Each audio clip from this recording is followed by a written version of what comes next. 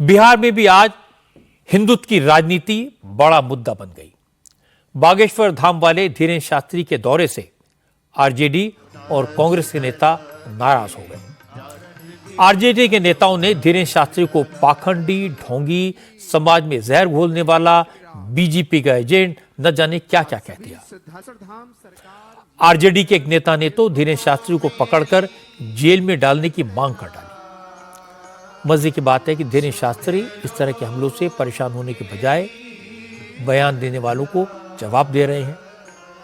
धीरेन्द्र शास्त्री ने कहा, अगर ज्यादा विरोध करोगे तो वो बिहार में परमानेंट डेरा जमा लेंगे, यहीं घर बनाकर रहने लगेंगे, यहीं दरबार लगाएंगे।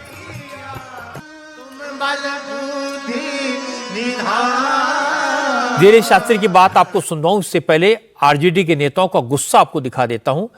बिहार के पूर्व शिक्षा मंत्री और तेजस्वी की पार्टी के बड़े नेता चंद्रशेखर ने कहा, धीरेन्द्र शास्त्री जैसे लोग धर्म के नाम पर धंधा करते हैं, समाज को ऐसे पाखंडियों से परहेज करना चाहिए।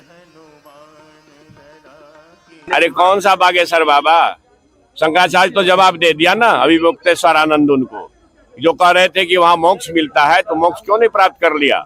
ये देखिए पाखंडवाद परोसने वाले लोग हैं, नफरती संप्रदायी लोग हैं। इनको भगवान जी ने अयोध्या में हरा करके जबरदस्त संदेश दिया है देशवासियों को, दुनियावासियों को, कि ये धर्म के नाम पर धंधा करने वाले लोग हैं, ये भगवान को बेचने वाले लोग हैं, इससे परहेज करो।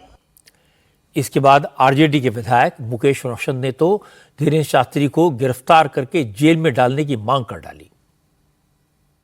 ऐसे बाबा से बचना चाहिए जो बीजेपी के द्वारा प्रयोग के लिए बिहार विधानसभा के चुनाव के लिए लाया जा रहा है।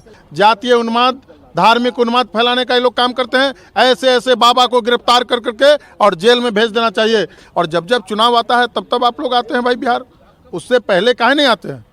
लोकसभा चुनाव में देखिए कि उस समय भी बागेश्वर जी आए थे, अभी विधानसभा चुनाव है फिर बागेश्वर जी आ रहे हैं। तो कहीं ना कहीं हमको लगता है कि ये लोग को काम पर तो भरोसा नहीं है, काम अगर नहीं किए हैं तो जनता खदेड़ के भगाएगी।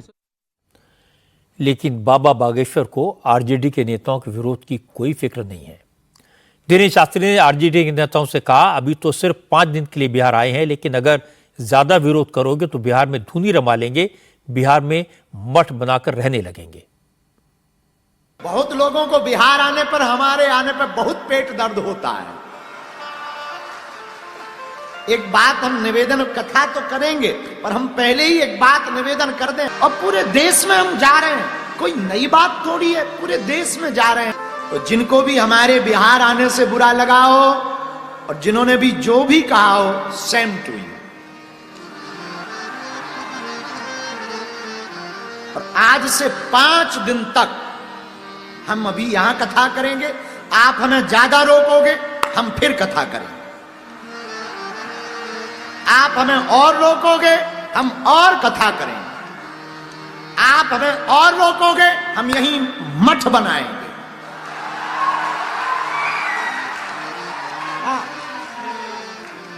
आप हमें फिर रोकोगे, हम यहां मकान बनाएंगे। और आप अगर हमें फिर रोकोगे, मरेंगे तो फिर बिहार में जन्म लेंगे। लो बताओ। इसीलिए भैया हम हमेशा बोलते हैं, छेड़ोगे तो हम छोड़ेंगे नहीं। हम आपका बुरा, किसी का बुरा करने नहीं आए, हम कथा करने आए, अपने पागलों से मिलने आए। 5 दिन यहीं मिलेंगे और 5 दिन खूब झूम झूम के गीत गाएंगे। प्रवचन के बाद हमारे संवाददाता नीतीश चंद्र के साथ बातचीत करते हुए आचार्य धीरेन्द्र शास्त्री ने कहा कि वो हिंदुओं की एकता का अभियान चला रहे हैं, भारत को हिंदू राष्ट्र बनाने की मुहिम पर निकलेंगे। जो इसमें उनका साथ देगा, प्रभु राम उसे आशीर्वाद देंगे। धीरेन्द्र शास्त्री ने कहा, उन्हें मालूम है कि धर्म यज्ञ में बाधाएं आती हैं, राक्षसी प्रवृत्ति के लोग विघ्न डालते हैं, लेकिन उन्हें इसकी चिंता नहीं है। वो आखिरी दम तक सनातन के उत्थान के लिए काम करते रहेंगे। अब ये इस देश का सबसे बड़ा दुर्भाग्य है कि राम की बात पर, राम कथा पर हम एक मठ में आए हैं। मठ में संतों की कथा करने आए हैं। पहले भी आए थे तो पहले भी विवाद किया। पता नहीं राम से या हमसे उन्हें क्या द्रोह है। अब जो विवाद कर रहे हैं उनको तो हम यही कहना चाह रहे हैं कि आप एक बार आकलन करें, एक बार विचार करें। हम राष्ट्रवाद की चर्चा लेकर चलते हैं, हम राम कथा भी करते हैं तो राष्ट्र कथा भी करते हैं। हम इस देश को जोड़ने की बात कर रहे हैं, हम हिंदुओं को जगाने की बात कर रहे हैं। ये हमें नहीं लगता कि हम गुनाह कर रहे हैं। हम 150 करोड़ हिंदुओं की लड़ाई लड़ रहे हैं और हम अपने लिए थोड़ी लड़ रहे हैं। लड़ तो हम हिंदुओं के लिए रहे ना। ये लड़ाई तो हिंदुओं के घटे ना और बटे ना, उसकी लड़ाई है। और ये हिंदू केवल भारत भर में थोड़ी है, हिंदू केवल बिहार भर में थोड़ी है, हिंदू पूरी दुनिया में, Suriname, Mauritius, Fiji, Nepal, Australia, England, कहाँ कहाँ हिंदू नहीं है। हम उन सब की लड़ाई लड़ रहे हैं, उन सब हिंदुओं की लड़ाई। तो आप जो भी सियासी कर रहे हैं, हम उनसे कहेंगे हमको राजनीति से आप दूर रखिए। हम किसी के प्रचारक नहीं हैं, हम हिंदुत्व के विचारक हैं और हम हिंदुओं को एक करने के लिए आए। हमारा प्रेम बिहार से बहुत है और बिहार हमारा हृदय है, बिहार हमारा घर है और बिहार के प्रति अपनत्व है, क्योंकि ये जानकी माता की भूमि है, ये वो ज्ञान की भूमि है, ये नालंदा विश्वविद्यालय की भूमि है, ये बुद्ध की भूमि है, ये प्रबुद्ध की भूमि है, ये संतों की भूमि है, ये भक्तमाली जी की भूमि है, ये वो भूमि है जहाँ प्रभु श्री राम भी आए तो पहुना बन करके आए हैं। तो इस बिहार में हम चाहते हैं कि जो भी हमारे प्रियजन रहते हैं उनका बड़ा स्नेह है, बिहार से हमारा बहुत लगाव है और उनका बहुत अटूट प्यार है। हम ऋण, इनका कर्जा जिंदगी भर नहीं चुका पाएंगे। पिछली कथा का जो हमारे ऊपर कर्ज है, नौबतपुर तरेतपाली मठ का, वो कर्जा हम नहीं चुका पाएंगे। तो बिहार हम आते रहेंगे, विरोध करने वालों को हम मुंह तोड़ जवाब देते रहेंगे।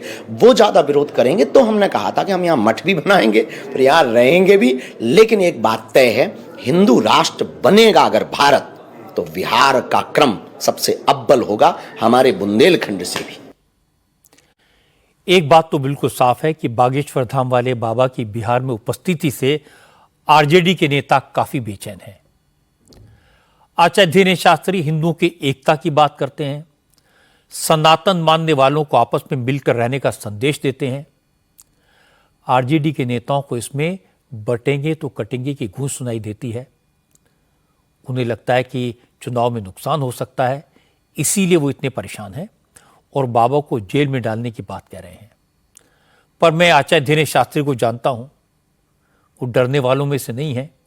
जन समर्थन उनकी शक्ति है, जहां जाते हैं लाखों की भीड़ उन्हें सुनने आती है।